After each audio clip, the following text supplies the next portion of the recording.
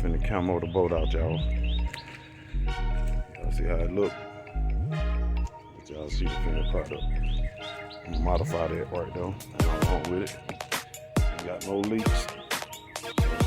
Time for the paint job. Wait on it.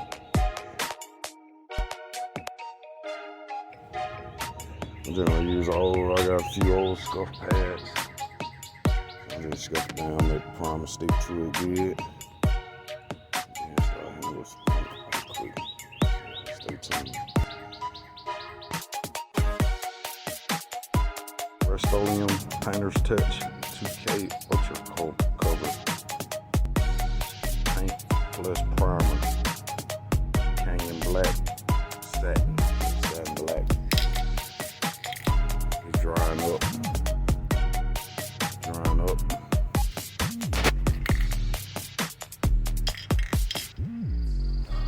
Turning out pretty good though.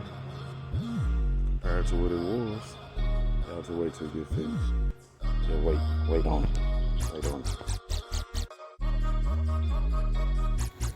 You see, we got two different color grains in there.